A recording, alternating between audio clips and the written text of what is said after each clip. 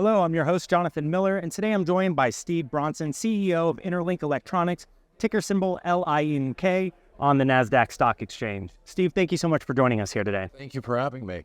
Now, I understand you're in the technology space, in the conductor space. Would you like to elaborate a little bit more about what the company does? Sure. Interlink Electronics is a global sensor printed electronics company. We invented force sensing resistors that detect physical force and pressure. Since then, we expanded our portfolio. We've added an additional type of sensor technology related to force technology. We also have made several acquisitions in the last 4 months. We acquired a gas environmental air quality sensing company in December. And most recently in March, we acquired Kalman Technology that does membrane keypad. So part of this HMI theme, human-machine interface, and part of the bigger goal of building out a global sensor organization. Since we're on the subject of acquisitions, would you like to talk a little bit more about the M&A strategy? Sure. So in addition to organic growth, driving revenue growth and expanding the products internally, we have a very robust acquisition program where we're looking at complementary sensor technology companies and printed electronics that fits in our criteria to expand our portfolio. Excellent. And the company's been around for quite a while. Would you like to tell us a little bit more about how the growth has been and how you've gotten to where you are now? Excellent. So the company has been around since 1985. As I mentioned earlier, we invented force sensing resistors. The big difference in the last 2 years, we made a lot of investment in both our team, our people, added some really smart people ranging from on the technology, product development side, sales, marketing, finance. And this is all with the vision of being able to support this very solid, aggressive acquisition strategy of adding complementary sensor technology companies to the portfolio. Excellent. And from our earlier discussions, I understand your sensor technologies are in a wide array of different products, including many with big technology companies. Can you tell us a little bit more about the devices and applications that these sensors are found in? Excellent. Yeah, so we support a wide range of verticals.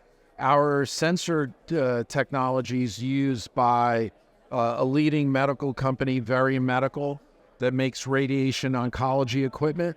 So when the patient's having radiation therapy and is laying on the gantry, our sensor's part of the bumper that presses against the patient. So if the patient was to move, it detects that physical force of pressure, allowing the technician to make an adjustment. Wow. So that's one example.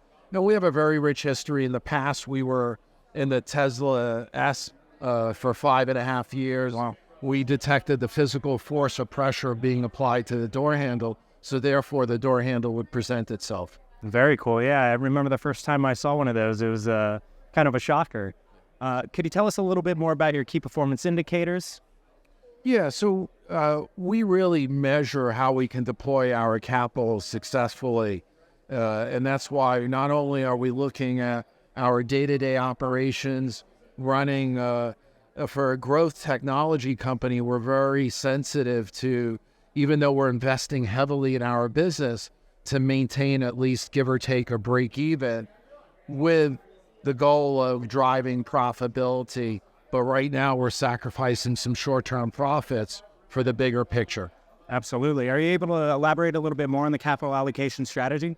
Yeah, so right now we have a very strong balance sheet. We have no debt. We have about $6 million cash in the bank.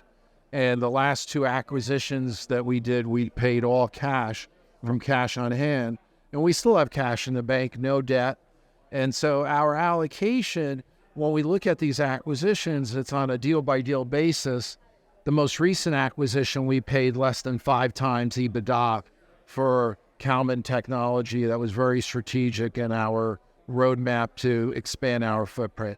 And I do want to add, we're a global organization. So we're based here in Irvine, California, but we have footprints around the world, including our own manufacturing footprint in Shenzhen, China.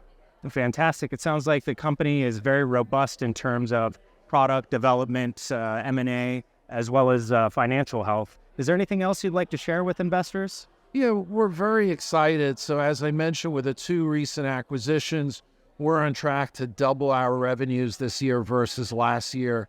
And we feel very confident that we'll show higher than average growth in years to come. Well, it sounds like you have some exciting things on the horizon. Where can we follow your story in more detail? Yeah, so you can follow us at our website, interlinkelectronics.com. Our ticker symbol's LINK, Link, and we trade on NASDAQ, on the NASDAQ. Steve Bronson, CEO of Interlink Electronics, thank you so much for being here today. Thank you for having me. Absolutely. Great.